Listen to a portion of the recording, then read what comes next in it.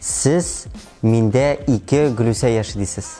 Мишәр бит инде мактанып та әйтәләм. Заказга мин шигырьләр яза алмыйм. Ипигә майяга башарга яратам. Менә шундый. Мин һәр вакыт Закирны күтәрәсем килде. Гел аңа ярдәм итәсем килде. Ялгышмасам, сез дә Закир абыйның үзегез әйтеп киттегез.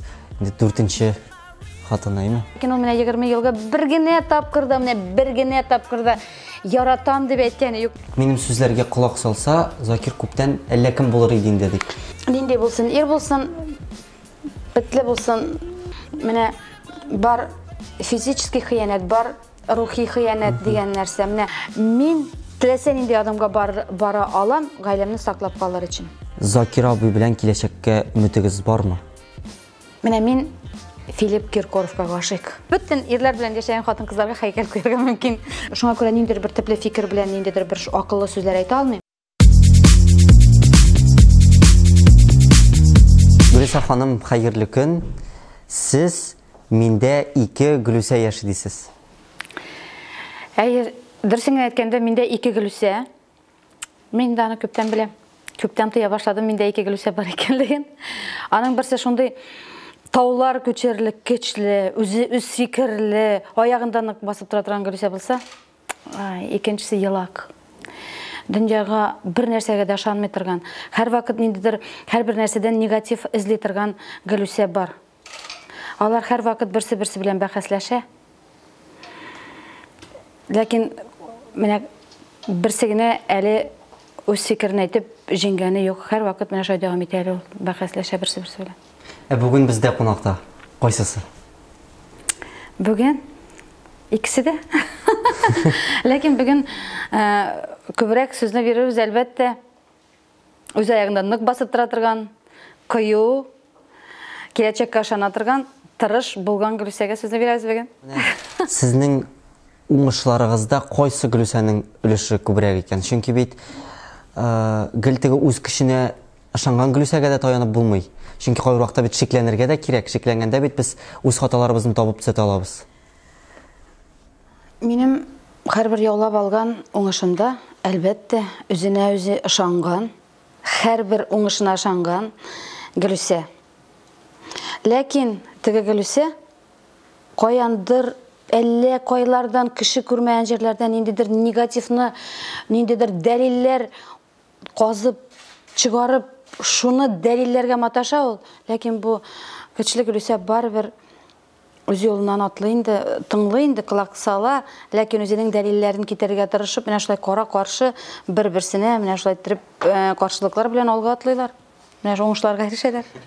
Бәлки ул теге Гөлүсәнең менә шундый негатив информациялар белән дәлилләргә тырышуы, бәлки бу Гөлүсәнең ниндидер үрләр яулауына өлештә кертәдер дип уйлыйм мин. Тагын да көчлерәк китәдер бәлки. Тагын да көчлерәк китәдер дип уйлыйм мин.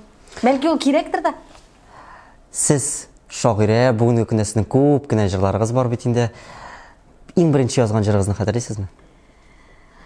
Хәзер менә иң беренче язган җырым шул дип әйтсәм, минеке бит дип кемдер әйтергә мөмкин инде. Теге шуңа күрә мин хәтерлим, минем хәтеремчә иң беренче язган җырым Айгөл Бариева башкаруында Фирза Рабый Мортазин белән иҗат иткән «Җир йөзендә барлыгыңны белү җитә, булсаң да син бу дөньяда, булмасаң да мин барасы юллар барбер сиңа илтә, кай вакытта бик бәхетле булыр өчен җир йөзендә барлыгыңны белү җитә».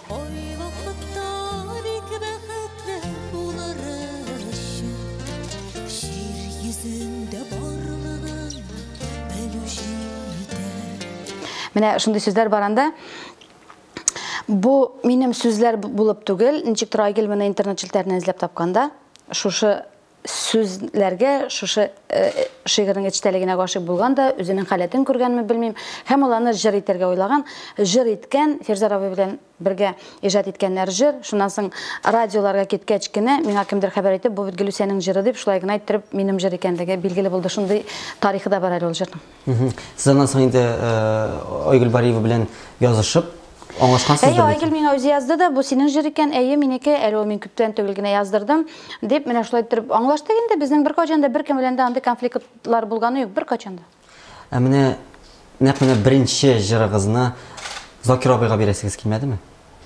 Гомумән Закирга жыр бирү турында бөтенләй уемда юк иде. Нишләптер Закир үз сукмагы белән атлады ул.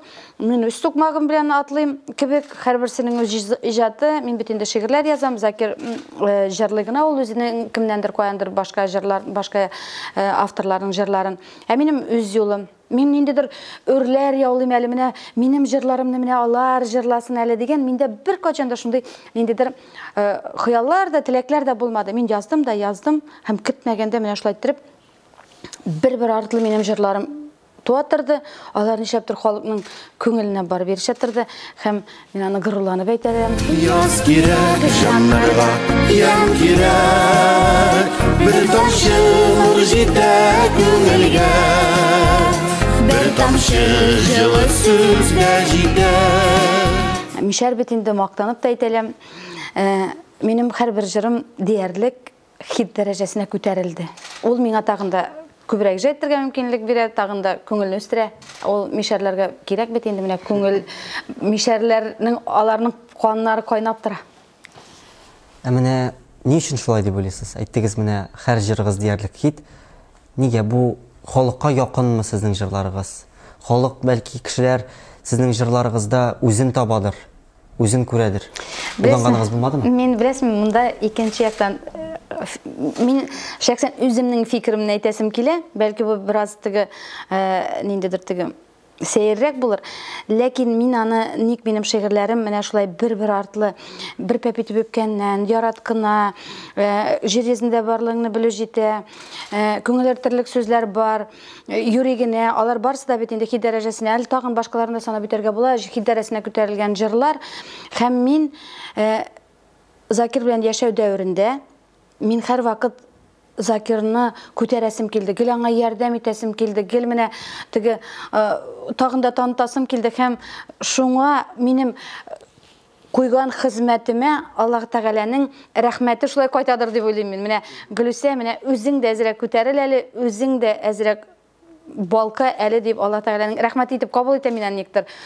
Шуңа күрә минем җырларым бер артлы менә шулай торып халык күңеленә барып ирешәдер дим. Бәлки инде монда шигырьләрнең ихласлыгыдыр да. Мин шигырьләрне бер качан да заказга язганым юк. Заказга мин шигырьләр яза алмыйм. Мин анда елап бетәм. Мин анда менә йөрәкләремне ярырдай булам, инде мин анда менә үзем урын таба алмыйм. Әгәр миңа шигырь заказ бирсәләр, мин анда яза алмыйм. Ә минем һәрбер туган шигырем, һәрбер туган җырым, алар минем кайчандыр үткәндә йөрәгемнән, бәгыремнән чыгып менә шулай итеп күңел халәтемне чагылдырган шигырьләр алар. Һәм алар һәрберсе ничәдер еллардан соң гына җыр булып туалар. Шундый шигырьләр алар. Җырлар дибез, җыр язу бүгенге көндә менә күпме табыш китерә ала? Табыш җыр текстлар язу. Җыр текстлары язу инде ул, дөресен әйткәндә, мин җыр текстлары язып кергән акчаларны кызыма гына бирәм инде, ул үзенең кесе расходларына тотсын өчен. Ул ниндидер тормышны ниндидер яхшы якка үзгәртерлек, аның хәтле көчкә ия суммалар дип әйтә алмыйм. Ләкин ул, беләсезме, ул күңелне үстерә, әлеге дә баягы шул күңелне үстерә. Яшәргә, киләчәктә иҗат итәргә индер этәргеч бирә ул, менә үзеңнең эшеңнең, үзеңнең хезмәтеңнең дип әйтим, иҗатыңның нәтиҗәсен күрү, ул тагында алга таба атларга, яшәргә ниндер этәргеч булып тора ул.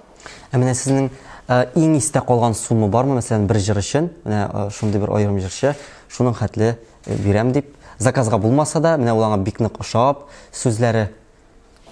Юк, алай, менә шуның хәл, андый бөтенләй андый сүз булганы юк. Хәтерләмим. Мин бөтенләй аның акчага мөкибән киткән кеше түгел, шуңа күрә мин барыбер ничектер рухи ләззәт. Да, менә мин күбрәк хыялый, очып йөри торган шундый рухи ләззәт белән туклана торган кеше мин. Хәзер сезнең инде мәхәббәтегез турында, Закир абый турында сөйләшеп алыйк. Сез үзегезнең Закир абый белән ничек танышканыгызны хәтерлисезме? Кайда, ничек? Бу турда инде бик күп сораулар бирелде. Инде бу турда инде бик күп язылды. Бу минем иң яратмаган сорауга әйләнеп бара инде. Без танышканда Мин тулай тракта яшидим. Безне таныштырды җырчы Фируза Сибгатуллина, ул аңа кунакка килде дә, шайтырып танышып киттек. Иң кызыгымда без бер атна эчендә бергә яшәп та киттек. Шул бер атна эчендә без никах та укыттык, авылга да кайттык, әниләр белән дә таныштык. Шунда яшәп та киттек бер атна эчендә. Һәм безнең инде хәзер яшәүебезгә 20 ел булып килә, Аллаһка шөкер. Менә шундай. Менә беренче күрдә үк бу минем кеше дигән уйлар булдымы башта?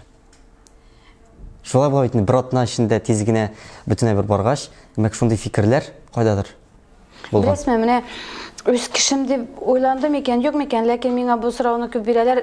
Чынлап торып яратып чыктыгызмы, әллә нәрсәдер өмет итеп, әллә теге рәхәт тормышка хыялланып чыктыгызмы, нәрсәгәдер кызыгып чыктыгызмы дип сораулар бик күп бирәләр. Менә мин чынлап торып әйтәләм, менә яратып. Закирга әгәр күрсә синең күзләрең дигән шигырьләрем, әлеге хәзерге вакытта яраткына, син минем иң соңгы сөюем, тагын бик күп кенә хит булган бер пәпит үпкәннән, алар барсы да Закирга багышланган җырлар, яратып чын мәгънәсендә гашык булып чыкты мин Закирга. Закир абый сезгә ничек гашык булды? Ул менә мәхәббәтен ничек аңлатты? Беләсезме, Закир ул шундай кызык кеше. Ул бит инде никах буенча да миннән кешенең бит инде яшен, теге яш ничә яшьтәлеген никах белән чагыштыралар инде. Менә хәтта үзенең биологический яшьрәк булса да, никах буенча ул өлкәнрәк булса, өлкәнрәк дип санала инде. Шуңа күрә аның 4 никахы булган бу тормышта. Шуңа күрә ул нинди ниятләр белән, нинди максат белән теге минем белән тормышын башлап җибәргәндер, ләкин менә Закирның бүгенге көнгә хәтлек безнең гаилә өчен кайгырып, рәхәт яшәү өчен тырышып яшәүен тыйып яшибез без. Яраткандыр инде дип уйлыйм, ләкин ул менә 20 елга бер генә тапкырда, менә бер генә тапкырда яратам дип әйткәне юк. Менә бәлки ышанмыйсыздыр, яратам дип әйткәне юк. Ләкин мин аны тыям. Читен түгелме, бәлки әйтәләр бит хатын-кыз колагы белән ярата дип, назлы сүзләрне ишетәсе килә дип. Читен түгел. Бик әйбәт кенә, ләкин мин аңа бер тапкыр әйткәнем бар.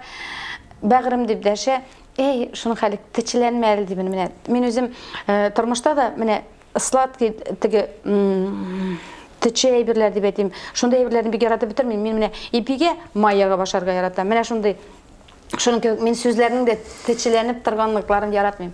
Менә ялт итеп сөйләшә торганны яратам.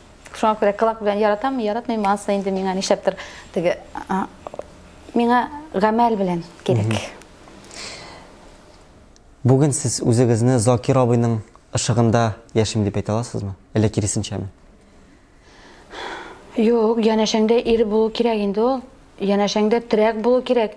Ул ниндидер теге психологически ниндидер үзеңдә уверенность ясың. Ул янәшәдә теге нинди булсын, ир булсын, бетле булсын, тон булсын дип шундай әйтем бар бит инде. Ике бер теккен булсын, тон булсын дип шуның шикелле. Һәр вакыт хатын-кызның янында ир булырга тиештер дип уйлыйм инде. Ул ниндидер кеч бирә, ниндидер теге аяңданык басып торган ниндидер рәхәтлек бирә инде. Янәшәдә ир булырга тиеш. Инде булса да, шуңа күрә мин Закирның ышыгындадыр дип, мин аның киңәшләренә таянып, аны Закирны белеп бетермиләр әле. Менә Татарстанда күп генә аны теге җырчы буларак дип әйтәм түгел, ә нинди кеше икәнлеген белеп бетермиләр. Ул шуның хәтлек менә информированный, ул шуның хәтлек мөстәкил кеше. Мин аны һәрбер кешегә дәлилләп бирә алмыйм бит инде. Менә мәсәлән, мин әйтеп сөйләп битәләм, менә аның менә шундый мине шикелле телефоны бар. Шул телефоннан кереп ул аның 2 Сбербанк карточкасы онлайнга керә, ул бөтен кирәклеләрне түли, ул квартира өчен, нәрсә өчен бөтенсен түли, акчаларны күчерә, YouTube'ларга керә, тыңлый, үзенә кирәкле информацияларны, хатлар яза, хатлар ала, SMS-калар яза, SMS-калар ала, голосовойларны тыңлый. Ул менә мөстәкил инде. Менә хәзерге заманда гади кеше ничек яшәү өчен нәрсә кирәк, ул барсы белән дә куллана. Мин аны теге һәрбер кешегә исбатлап биреп булмый инде. Закирның хәзер бездә нәрсә тышкы кыяфәтләренә карыйлар да, әзрәк капшанган күрәләр дә мискин. Ә мискинлек бит ул түгел, ул мискинлек ул бөтенләй. Мискинлек ул кешенең тышкы кыяфәтенә карап кына кешегә ниндидер бәя биреп булмый. Кешенең ичке халәте ул. Аңлагансызмы, белмим. Аңладык. Аннан соң сез бер интервьюзда әйткәнсез, минем сүзләргә колак салса, Закир күптән әллә кем булыр иде инде дип. Бу нәрсә аңлатты? Бу білесің, бу минем интервьюда шулай деп әйткән сөз, Закир гына түгел, гомумән бөтен ирләр дә бераз гына хатын-кызларның сүзләренә, киңәшләренә кылак салсалар, бәлки тормышлар икенче юнәлеш алыр иде кемнеңдер тормышларында. Тагын да югарырак үрләргә күтәрелер иде димен, чөнки мин үземнең күргән, менә бу тормышта күргән хәлләрдән, тарихлардан күреп, менә хәлләрдән күреп, мин шулай дип әйтә алам. Әгәр Закир вакытында мине тыңлап, минем сүземне бераз гына теге үзенең тормышында кулланса, бөтенләй икенче төрле яшәр иде хәзерге вакытта. Ул чыннан да шулай. Чөнки хатын-кызның интуициясе аның ирләргә караганда развитиерак русча. Яхшырак. Әйбәтрәк. Хатын-кыз ул тыймлау сәләте әйбәт. Шуңа күрә барыбер ирләр бераз хатын-кызларга кылак салып яшәсеннәр, бигрәк тә яшьләр. Чыннан да хатын-кыз әгәр синең янәшәңә килеп баскан икән, әгәр синең белән тормыш корырга ризалашкан икән, сиңа балалар табып бирергә ризалашкан икән, әлбәттә ул сиңа начарлык теләми, ул сиңа барлык яхшылык. Ничек инде синең белән бер юлдан атлаган, сиңа балалар табып биргән хатын-кыз сиңа начарлык теләсен. Шуңа күрә бераз гына хатын-кызларның киңәшенә, теләкләренә, фикерләренә кылак салырга кирәк. Кулланырга кирәк, кылак салырга гына түгел, аны тормышта кулланырга кирәк. Самлашырга кирәк инде хатын-кыз белән. Гомумән. Хатын-кыз хыянәтне кичерми дигән сүзләр бар. Сез менә аның белән килешәсезме? Бу беләсезме, бу шулай хатын-кызның, һәрбер хатын-кызның характерыннан торадыр инде. Мин андай әйберләргә шундый тыныч карыйм. Бигрәк тә менә хәзер 21-нче гасырда мин андай әйберләргә шундый тыныч кына карыйм. Кайбер вакытта менә шулай күзәтәсең, интернет челтәрләрендә, Instagram бит инде хәзер бик популяр.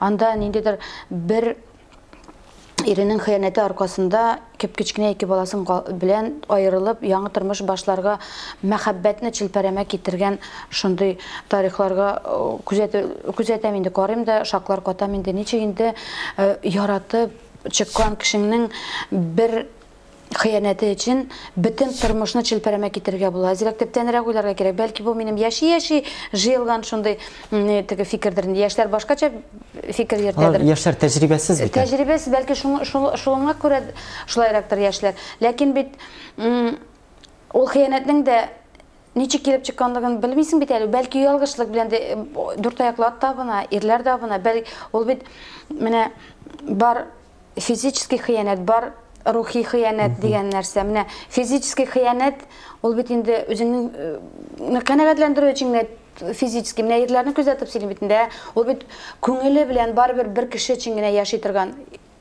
менә ирләр бар. Күңеле белән ул гомер буе бер кешене ярата, ул хыянәт итәргә мөмкин физически. Ул шуңа күрә аның өчен тормышны челпәрәмә китергә дигән сүз түгел. Тормыш гаиләне инде, гаиләне ничек булса да саклап калу ягында. Монда бит әле балалар бар, кечкенә балалар хакына бар. Шуңа күрә мин хыянәтне гафу итмәүчеләр ягында түгел. Шулай ук бер интервьюгызда сез әйткәнсез, Закир абыйның хыянәте турында сөйләгәнсез, әйме? Һәм менә шул вакытта яраткан кешеңнең хыянәте турында белгәч, барысын да ташлап китү теләге булмадымы? Ардым, туйдым, җитте дип. Ул бит төрле чаклар була. Юк. Мин ташлап китү уе бөтенләй булган юк Закир белән яшәгән дәврдә. Бәлки безнең тәрбия дә шулдыр инде, белмим. Ләкин мин бер качан да Закирны ташлап китү, бигрәк тә менә бу хыянәт булды. Бу мәгънәсезлек икән, мин аны төшендем. Монда мин Закирны гаепләп калдырмадым, әлбәттә. Закирны чыгырыннан чыгарган хатын-кызны күңелем белән гаепләп калдырдым. Ул хатын-кыз күрергә тиеш иде Закир инде халәттә, аның гаиләсе инде халәттә. Закир әгәр миннән аерылса, ул аның белән киләчәктә тормышын дәвам итә алыр идеме?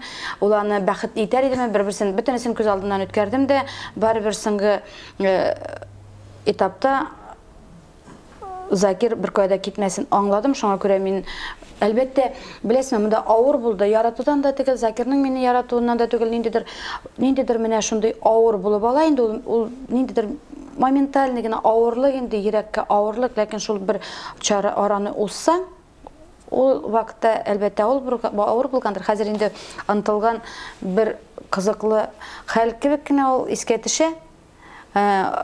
Ләкин һәрбер начарның яхшы ягы бар. Без Закир белән 2002 елда кушылган булсак, 15 елга хәлек без язылышмаган идек. Һәм шул хәлләрдән соң икенче көнне мин Закир белән барып язылыштым, гаиләне ныгыттым, балам хакына, үзебезнең булган милек хакына. Сезнең инициатива? Минем, әйе, Закир әлбәттә, мин иртәгә барып кире аерылышам. Бүген синең белән язылышырга барам дип барды ул ЗАГСка. Бардык, матур итеп ЗАГС кунаклар чакырып, матур итеп ЗАГСта матур итеп язылыштык. Шунда бәйрәм кебек язылыштык. Ләкин аның тышкы яктан матур иде, эчтә нәрсә кайнаган үзебез генә белдек инде без анда. Ләкин ул Закирның белән шундай адым җилләрлеге минем киләчәктә гаиләне тагында ныгытты, якынайттыгына. Менә без законный ир белән хатын булдык. Мин Шагбанова фамилиясын алдым. Шагбан, Гөлүсә Шагбан булдым. Инде бәлки ул мине ныгыткандыр да, ихтияр кичендә ныгыткандыр. Шуңа күрә андый хәлләр була, андый хәлләр һәрбер шундай хәлләр сайын гаиләне җимереп булмый инде, сакларга кирәк. Менә әйтеп киттегез, гаиләгә, ул бит инде гаиләгә кысылган. Чит кеше теге хатын кыз әйме? Аны гаепләдек. Гомумән хатын кызны нәрсә этәрергә мөмкин? Менә шушындый адымга. Хатын кызны моны төрлечә аңлатырга була инде. Кемгәдер менә яши күңелсез була бара, кайдыр кызык эзли, шунардан кирип китергә мөмкин, әңгәмәгә кирип китәләр дә шуннан кызык булып китә инде. Кемдер инде, бу бит Закир Шагбан, хәтта миңа Закир Шагбан үзе яза. Нәрсәләр языр икән, тикшерим әле, булай язып карыйм әле, тегеләй язып карыйм дип уйный, менә уеннан уйма килеп чыгарга мөмкин, үзе дә гашык булырга мөмкин. Бәлки хисләр дә булгандыр, чыннан да ул хатынның да хисләре булгандыр, ләкин бит инде 50-гә итеп килә торган хатын кыз үзенең хисләре белән әйтә белергә тиеш инде, ул бит 18 яшьлек түгел, но инде бик һич тә булмаса инде гаиләне җимерергә, хәтта без ул хатын белән диалогка да кирдек, телефоннан да сөйләштек, ләкин ул аңларга тырышмады. Конечном итоге мин аның әнисенә шалтыратырга мәҗбүр булдым, олы кешене борчырга мәҗбүр булдым. Миңа моның өчен бик гыят булды. Әнисенә дә 80 тулып килә иде, ләкин минем башка чарам булмады. Ул инде шалтыратып Закирга, нишләп синең хатының минем әнигә шалтырата 80 яшьлек кешене борчый дигән сүзләрен аңламадым. Ничек инде мин шалтыратмаска тиеш, минем балам әле ул вакытта 5-нче класста гына укый. Мин үзем гаиләмне ничек саклап, мин мишәр бит инде, исегезгә төшерәм. Мин теләсә нинди адымга бара алам гаиләмне саклап калыр өчен. Миндә аның хәле көч тә бар, дәрт тә бар, рухи көч тә бар, физический көч тә бар, шуңа күрә сак булыгыз белеп торыгыз. Аннан соң менә әйттегез, гаиләне саклап калыр өчен барысына да әзер дип. Менә шушындый бер очрак булгач, гел телефонда на пульсе утырмадыгызмы? Менә тагын тикшерим әле, юк микән дип. Ул бит инде ширгә әйләнергә мөмкин. Беләсезме, монда иң кызыгы безнең нәрсә? Тагын шул телефонга тотынам. Закирның телефоны экраны сүнгән аның. Һәм аның экранында аның үзенең махсус программасы, сөйли торган программасы бар. Аның экраны сүнгән. Ул менә аның телефонына менә шайтырып тотынсаң да, ул сөйләргә тотына, аны Закир ишетә. Закир гомумән телефонына кагылганны, тикшергәнне ул яратмый.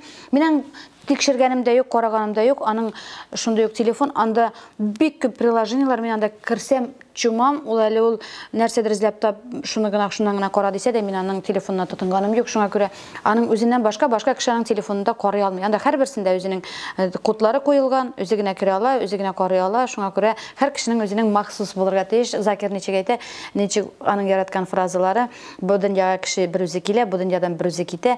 Һәрбер кешенең үзенең шәхси пространствосы булырга тиеш. Шуңа күрә без шулай яшәп ятабыз. Гаиләдә иң мөһиме ышаныч диләр бит әле. Менә шушы хәлләрдән соң Закир абый белән киләчәккә үмитегез бармы? Мин киләчәкне Закирдан башка күз алдыма китерә алмыйм. Без менә кызлар белән дә сөйләшәбез. Хәзерге заманда бигрәк тә, кем белән генә сөйләшсәк тә, я Раббым, тигезлектән айырмасын инде, тигезлектән айырмасын, менә тормыш булай да авыр, тартып барырга, барыбер икәү тартып барырга рәхәт. Барыбер менә киңәшләшсәң дә икәү, сөйләшсәң дә икәү. Шунда бергә сөйләшкәндә акыллы фикерләр туа, идеялар туа. Бергә шуны барыбер теге минем Закирга бернинди үпкәм дә калмады, бернинди, чөнки менә ул әлеге бүгенге көндә әлбәттә без аның белән иртә таңнан ул миңа шалтырата, хәлләрне белешә, кичтән шалтырата, хәлләрне белешә, көн дәвамында менә ул инде адәм баласы бер-берсен табыша, менә шулай итеп гомер буена берсен-берсе тулыландырып яшәр өчен инде Аллаһ Тәгалә җибәрә бер кешегә икенче кешене бу дөньяда яшәр өчен кешегә кеше кирәк бит инде. Шуңа күрә гел минусларын гына эзләмисең, алга таба атлар өчен кешенең плюсларын, яхшы уңай якларын эзләп, шулай яшәргә тырышырга кирәк. Чөнки гомер бер генә, барыбер теге үлемсезлек юк бит инде, барыбер гомер бер генә. Ничек булса да яшисең инде, түзәргә кирәк, сабыр итәргә кирәк, нәрсәдер эзләп йөрергә түгел, ул барыбер нәрсә диләр бит, кайда әйбәт, без булмаган җирдә генә әйбәт диләр. Шуңа күрә бүген һәм хәзер яшәргә кирәк. Алла сакласын дип әйтәм инде, Закир абый менә бу адымга тагын барса, сез кичерә алыр идегезме? Әйтәләр бит, хатын-кыз бер кичерә, ике кичерергә мөмкин, өч әле мөмкин. Юк, әгәр ул шундый адымга бара икән, мин дә шундый адам белән җавап бирер идем. Дә тынычланыр идем.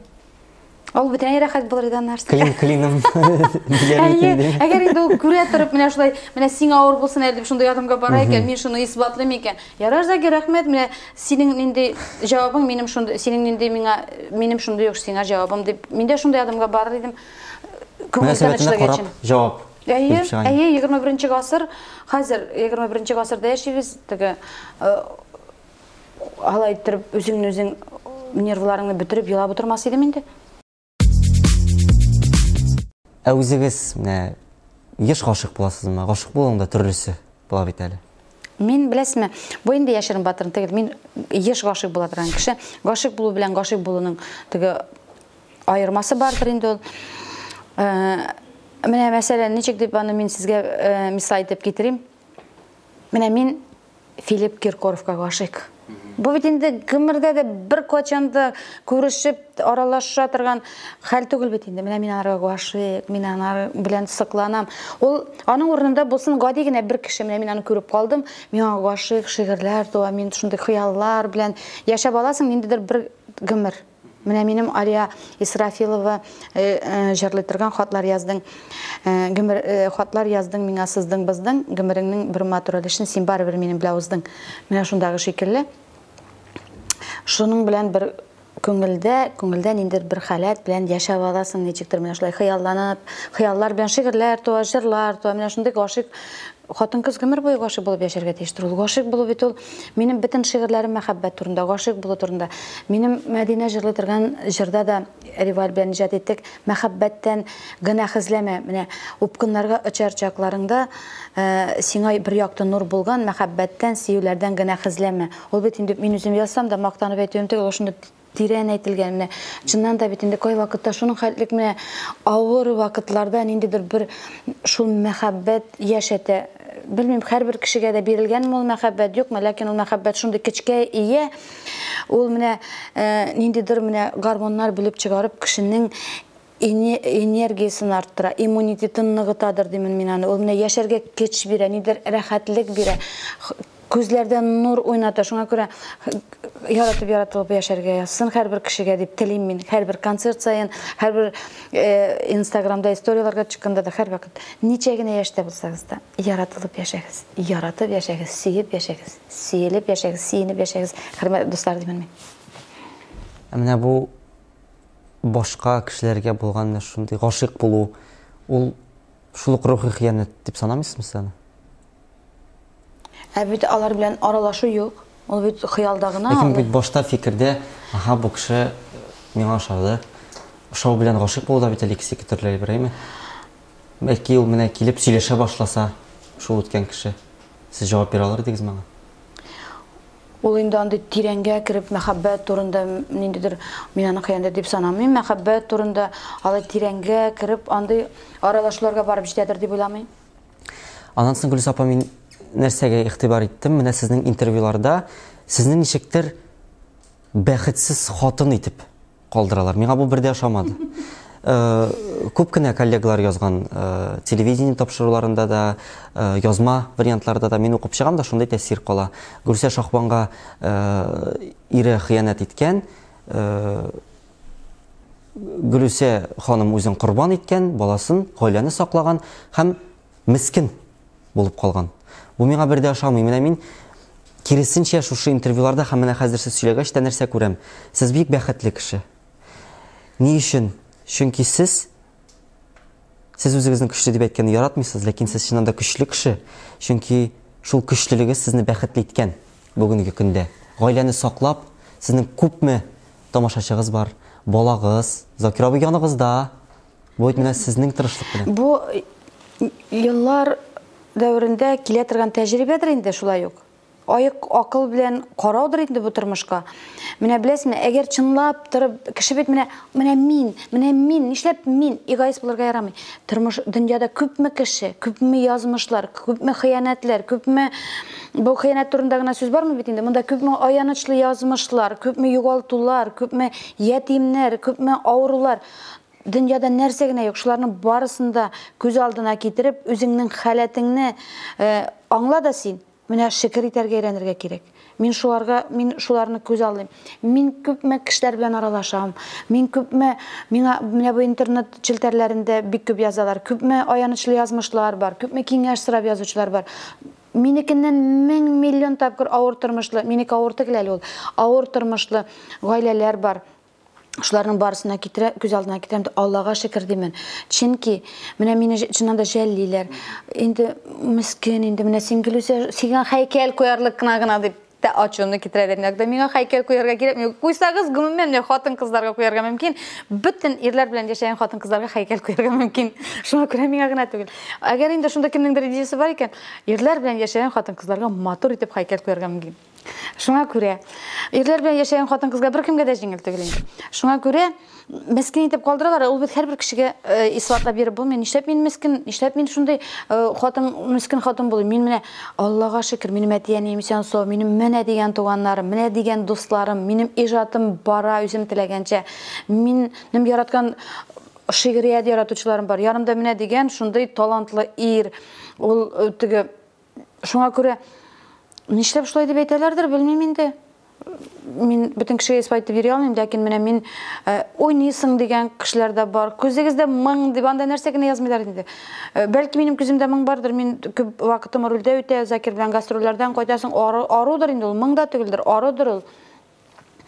Булай чын мәгънәсендә мин менә Ходаема 1000 рәхмәт хәзерге тормышым өчен, хәзерге халәтем өчен, хәзерге гомумән гаиләм өчен, туганнарым өчен, сәламәтлек өчен, барсы өчен дә мин Аллаһ Тәгаләгә 1000 рәхмәт. Ялгышмасам, Закир абый сезнең икенче ирегез. Әйме? Әйе. Инде сез беренче ирегезне яшьлек хатасы дип тә атаганыгыз булган. Ул бит инде бик теге модный сүз, яшьлек хатасы, характерлар туры килмәде. Андай сүзләр табырга була. Бу дөресен әйткәндә, без бит инде авыл балалары, ул вакытта, бу ничәнче еллар булды инде, мин һәр ничәнче елда беренче тапкыр кияүгә дә чыкканны хәтерләйм. Просто үземнең 18 яшь икәнне хәтерләйм. 18 яшь, минем хәзер кызым 18. Мин аны күз алдыма да китерәлмим. Минем балам шулай 18 яшьтән кияүгә чыгып, күз алдыма китерәлмим. 18 яшь, Чистай педучилищесында укып йөрим. Квартира снимать итеп торабыз, бит инде әби белән торабыз. Уңган бит инде мин, уңган. Бөтен тәрәзә элгеләрен силәп төшереп юам, үтүклим, әлләм. Күршедән бер апа керә, кичкенә кызын ияртеп, "О, бу безнең Нияз абыйга әйбәт" дип, мин инде Нияз дигән уллары булды күрәсең инде. Шулай итеп бу безне таныштырды да, әлеге дә баягы ки улын миңа ияртеп авылга кайтарып җибәрде. Минем шул юк дип әйтә белмәвем, мин инде алып кайтып киттем, ниндидер бер предмет алып кайткан шикелле. Мин алып кайтып таныштырдым әниләр белән. Үземдә нәрсә булдан да үземдә аңламыйча калдым. Шулай итеп безнең туй да булды, яшәп тә киттек. Минем инде шундый гына күңелдә калган. Ул вакытта шәһәрдә яшәү, шәһәргә китү модада шикелле иде. Анда рәхәттер шикелле, анда бәхетле тормыш китәдер, анда кеше эшләми, рәхәтләнеп ялгына итеп ята, шәһәр тормышы, анда саз да юк, анда пычрак да юк, анда яңгыр да юк, анда кыяшлы матур асфальттан шак-шак йөрисең генә. Шундый менә шуңа кызыгып, чиста егетенә кияүгә чыкканмындыр инде мин. Ләкин аңа да 18, мин аны да гаепләмим, әлбәттә кул күтәрүләр дә булды, кыерсытулар да күп булды, Аллам сакласын. Хатын-кызларны аңа да 18, мин аны да гаепләмим, әле ул тормыш күрмәгән, әле ул хатын-кыз күрмәгән, әле ул гаиләнең нәрсә икәнен белми, бигрәк тә ул заманнарда, шуңа күрә безнең гаилә барып чыкмады. Мин артыма да карамыйча кирәкле документларымны гына җыйдым да өйгә таба йөгердем инде. Чын мәгънәсендә шулай булды бу иртәнге сәгать 6-да. Артыма да карамча чыгып йөгердем. Ганимне хәтерләп кышкан иде бу. Автобуска да соңга калып, нинди машина белән кайтып киткәнне хәтерлим. Белән ул якка борылып та карамадым. Ул артта калган инде, ниндидер бер шундый китапның бер бите шикелле ябып куелган шулай. Ләкин ул минем тормышымда үткән. Мин үткән тормышымда бер кемне дә гаепләмим. Һәрбер кеше адәм баласы, һәр кеше дөньяга килә, һәрбер кеше ниндидер сынаулар үтә, һәрбер кешегә ул сынаулар бирелә, киләчәктә ниндидер тагын да ниндидер башка әзерли, күзне ача, ниндидер бер Бу хаталарны бөтен кабатламаска да. Миндә генә үземдә генә түгел, менә үземнең ул кызларында, улларында, балаларында штып кабатланмасын өчен менә шундый Аллаһ Тәгалә бирәдер инде шундый сынауларны адәм баласына дип кабул итәм мин алар. Сезнең әтиегез әйткән булган, кияүгә чыкканнан соң өйгә кайтасы түгел. Менә шундыйрак бер сүз. Шул вакытлардамы бу кайчан? Менә мин Закирга кияүгә чыкканда, һәрбер Закир бит мөмкинлеге чикләнгән кеше буларак, мин безнең адәм белән һава тапшыруында да андый сүз булды. Закирга да сорап бирделәр, кызыңны шундый кешегә бирер идеңме дигәч, Закир юк дип җавап бирде. Кызымны күрми торган кешегә бирмим дип җавап бирде. Шуңа күрә мин үземнең әти-әнинең хәлен аңлыйм, авыр булгандыр ул вакытта, башка төрле күз алдына китергәндер әти белән әни, менә күрми торган кешегә кияүгә чыга да, менә ничек яшәр инде, менә үземнең баламны күздә тотып сөйлим инде. Ничек яшәр, ничек тормышны алып бар дип. Ләкин мин тормыш ныгытты, бәлки миңа шундый кеше кирәк булгандыр хәзерге халәтемне, күңел халәтемне. Мин дилак кына бер кыз идем, бәлки миңа шундый кеше кирәк булгандыр. Нык итеп аягымда басып торыр өчен, үземне бу тормышта табыр өчен, бәлки шундый кеше кирәк булгандыр миңа. Бәлки бу дөньяга килүем Аллаһ Тәгаләдән минем миссиям шулдыр, Закирны тәрбияләп, карап, ашатып, эчертеп карау миссиясе миңа йөкләнгәндер Аллаһ Тәгалә тарафыннан. Бәлки шуңа күрә миңа Аллаһ Тәгалә юлларымны гел ачып тора, әйбәт кешеләр белән аралаштырып тора, бөтен нәрсә алхамдулилла шөкер генә. Шуңа күрә аны аңлатып булмый. Ялгышмасам, сез дә Закир абыйның үзегез әйтеп киттегез, инде 4нче хатыны, әйме? Инде моны Закир үзе дә концертларда да әйтә, бер ниндидер юмор кебек тә әйтә инде, бәлки ниндидер гыйбрәт шикелле дә әйтәдер инде. Бәлки ул мине күтәрергә тырышкандыр. Мин 4нче хатыны, әле монда иң мөһиме, һәрберсе аның законлы рәвештә теркәлгән хатыннар. Закир берсендә кыерсытмаган, һәрбер хатынын хөрмәт белән тормышымның бер этабы дип, ниндидер киләчәккә бер ачылыш дип, атлаш, адым дип, шулай итеп кабул итә уларны, искә ала. Хәтта без дә аралашабыз, кайбер аралаштык инде, соңгы арада теге якын кешеләр белән аралашырга вакыт юк бит әле, тормышлар шундыйрак, теге качандыр элегрәк аралаша идек. 4нче хатыны, ләкин шул ягы белән мин алардан аерылып торам. Мин 20 ел яшәп киләбез инде Закир белән, алар 3 ел, 4 ел, 5 елдан ары, иң күбе дигәндә 4 ел яшәгәннәр башкалары белән. Шуңа күрә тормыш бер тапкыр да әйләнмәгән егетләр бар, үрнәк алсыннар. Яратып яшәргә кирәк, яратылып яшәргә кирәк бу дөньяда. Гомер әрәм үтмәсен, зыя үтмәсен. Ә менә Закир абыйның сезгә хәтлек шушы башка хатыннарыннан балалары бар идеме? Иң беренче хатыннан малай бар, хәзерге вакытта Оренбургта яши, 37 яшь, Ильяс. Ә сез аның белән ничек аралашасызмы, юкмы? Килә ул әтисе янына килә, аралашалар, күрешәбез. Әйбәт кенә егет яшәп ята, үзенең әтисе, әнисе янында яшәп ята, аның әнисе дә Закир кебек күрми торган, әтисе дә хәзерге әтисе инде Закир, әтисе дип әйтәм инде икенче тапкыр. Шулай тәрбия бергә яшәп яталар, гади гаилә, матур гына аралашабыз сирәк кенә булса да. Сезнең кызыгызны без Инстаграмда да күрәбез, ул матур итеп тортлар пешерү белән дә шөгыльләнә. Бу идея менә кайдан килде? Кызым инде ул минем күзләр тимәсе инде. Шуңа күрә аның кире яклары да бар, шуңа күрә кире яклары булсын. Алайса гел әйбәт кенә булса күздә тияргә мөмкин, теге шуңа Алга күрә. китештә булмый бит гел әйбәт булса. Шуңа күрә кирәкләр дә бар аның. Кызым тортлар пешерә башлады. Иң беренче тортын 16 яшенә пешерде. 16 яшенә хәтле үк пешерә инде. Әтисенә 23 февральләргә туган көннәргә шунда әвәләштереп тортлар кайнаштыра инде. Шунда аның инде тәме булса да, теге кыяфәте бигәләни булмаса да, тәмле итеп пешерә иде. Шуннан соң пешерә 16 яшенә иң беренче үзенең матур тортын пешерде. Аннары шуннан әкрен пешерә, үзе дә сизмичә калып, шундый матур тортлар пешерә башлады. Интернеттан бик күп информациялар топлап, шунда нидер курсларда үтеп онлайн, шун һәр заказга тәмле итеп тортлар пешерә, үзе акча эшли, үзенең кайбер чыгымнарын үзе каплый. Ул аңа ниндидер рухи, ниндидер рәхәтлек бирә.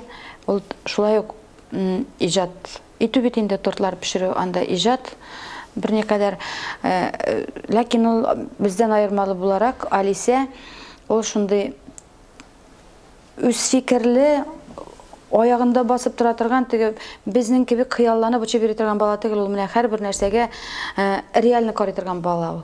Хыяллар аркылы карамый, шуңа күрә аның һәрбер нәрсәгә үз фикере бар. Шундыйрак бала инде. Эстрадага яисә сезнең кебек поэзиягә, менә шигырьләр язырга тайпылышлары юкмы? Юк, Алисә ул скрипка мәктәбен бетерде. Гитарада уйный, ләкин сәхнәгә омтылыш, тартылу бөтенләй гомумән юк анарда. Аның ниндидер үз юлы. Әле менә шул тортлар белән, пешерү белән, ниндидер бизнес белән, маркетинг белән, менеджмент белән һәр шунда укырга да кирде, шуның белән кызыксына. Аның шундыйрак юнәлешкә таба атлап барышы. Кызыгызда кайсы сыйфатларны күбрәк тәрбияләргә тырышасыз? Мин кызымда ихлас булсын. Һәм мин анда әйбәт ир хатыны, әйбәт әни булуын телим мин аның әлбәттә. Үзен кыерсытырга юл бирмәсен бер качанда. Үзенең үз юлы булсын, мөстәкыйль булсын, бер кемнән дә зависит итмәсен. Шундый булуын телим. Әлбәттә белемле булсын, аяк акыллы булсын, олыларны хөрмәт итсен, кешеләрне хөрмәт итсен дип тәрбиялибез инде. Шундый булуын телим мин кызымны. Сезнең ике югары белемегез бар бугай. Әйе. Аларның тормышта кирәге чыктымы? Берсе журналистик факультетын тәмамладык бит инде Казан дәүләт университетын. Һәрбер белем алуның аның зыяны юк инде. Ләкин мин шул юлдан киттем дип әйтә алмыйм. Ләкин ул минем тормышта һәр вакыт менә бигрәк тә менә бу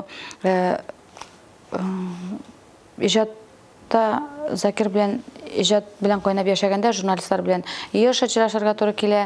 Кайбер вакытта сорауларның сорауларын үзгәртергә дә туры килә. Үз күзлегем бар, минем үземдә ниндидер талант бар дип уйлыйм, журналистика таланты, миндә сөйләү таланты, теге ниндидер шундый бардыр дип уйлыйм.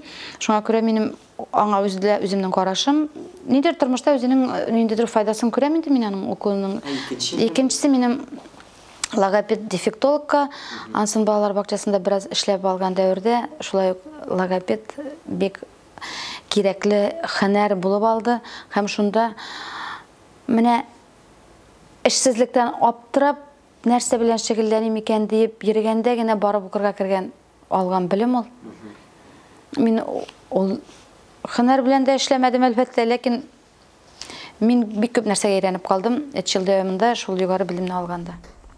Журналистика факультетында укыдым дидегез. Әйтә аласызмы, менә бүгенге көн татар журналистикасына нәрсә җитми? Нәрсәсе ошап бетми, бәлки? Кызык сорау, әлбәттә. Ләкин мин менә бәлки аяттыр, ләкин мин менә татар буларак барыбер үлә бетә татар журналистикасын күзәтеп бармыйм. Менә нәрсә язалар икән дип алай күзәтеп утырганым юк. Ләкин шуңа күрә ниндидер бер төпле фикер белән ниндидер бер акыллы сүзләр әйтә алмыйм. Ләкин шуны әйтәсем килә, кыюлык җитми. Һәрбер җирдә кыюлык җитми. Куркаклык хөкем сөрә дип кенә әйтәм дә, шуның белән ныкта. Бүген без инде сез дә беренче тапкыр ассызыкладыгыз, мин Мишәр дип.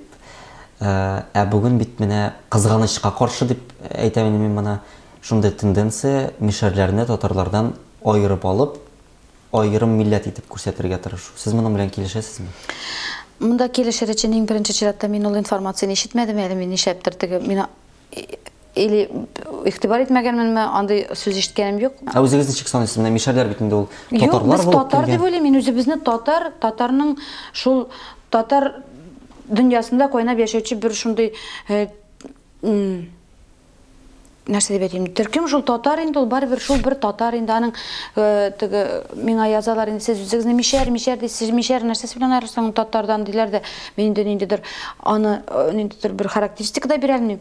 Ул менә мишәрлек бит инде ул шундый үҗәтлек, тырышлык, усаллык, ул инде алай дип карасаң татарга да хас сыйфатлар инде. Шуңа күрә ул татар телдәгенә аермадыр дип уйлыйм мин, сөйләм телендәгенә аермадыр дип уйлыйм. Шуңа күрә ул татар булып калырга тиеш, инде татар дип язылырга тиеш, татар бер булырга тиеш, аерылырга тиеш түгел дигән фикердә мин. Сихергә, төрле ырым-шырым дигез бит инде, ышанасызмы? Юк, сихер, ырым, шырым, менә шундыйлардан мин гомумән ерак, 1000 километр ерак мин аңардан. Хәтта кемнедер менә шулай итеп озатып барганда да мин әллә кая инең артында, кеше күрми торган җирдә капланып еракта утыра, мин андый нәрсәләргә ышанмыйм. Бөтенләй ышанмыйм мин. Теге багучыга барма, башыңа бәла алма диләр, барырга насыйп итмәсен, ләкин мин андый әйберләргә ышанмыйм. Мин Аллаһ Тәгаләгә ышанам, Аллаһ Тәгаләнең көченә ышанам, аның барлыгына ышанам, аның берлегенә ышанам. Безнең тапшыруда шундый традиция бар. Алданрак килгән кунак киләсе кунакка сорау биреп калдыра үзеннән соң. Зөлфәт Зиннуров иде. Гөлүс апа, сезгә хәтлек һәм ул менә шундый бер матур сорау биреп калдырды. Бу фәлсәфирәк сорау инде. Яшьлектәге хатагызны төзәтә алсагыз, нәрсәне төзәтер идегез? Диде ул. Һәм әле ул әйтеп куйды, мин юмарт кеше, бер хата булмаса да ярый 5 булсын диде.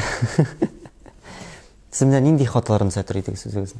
Яшьлек бу ничә яшькә хәле булган хата? Менә ул ничек 10 елга әйләнеп кайтык диде ул. Менә беләсезме, мин кире әйләнеп кайту мөмкин булса, бер бала белән генә калмас идем. Күбрәк балалар табыр идем. Мин гомумән шаулап, гөрләп тора торган иләрне яратам, мин кеше яратам, мин кунак яратам, мин кеше булган җирне яратам, мин балалар яратам. Шуңа күрә күбрәк балалар табыр идем. Һәм тамашачыларга да, тыңлаучыларга да, шуны яшьләргә, яшьлек тиз үтеп китә, үтмәс төсле булса да, шуңа күрә менә гаилә ишле булсын гаиләләр. Һәм сездән киләсе кунакка сорау, ниндирәк сорау бирер идегез? Кайбер кеше бөтенләй китап укымый. Кайбер кеше үлеп бетеп китап укый. Менә бу китап уку белән укымау адәм баласының киләчәктә тормышына нинди йогынты ясый. Һәм гадиләңгәмәнең ахырында блиц сораштыру, димәк мин сораулар бирәм. Мин җавап бирәм тиз-тиз генә. Тиз генә җавап бирәсез. Сөйгән кешең белән автобуста барумы, әллә затлы машинада үзең генә җилдертүме? Сөйгән кешең белән автобуста бару. Мин яратмыйм, но дәвам итеп бетерәсез. Куштан кешеләрне яратмыйм. Серләрегезне кемгә сөйлисез? Бөтен дусларыма сөйлим. Куркмыйсызмы? Юк.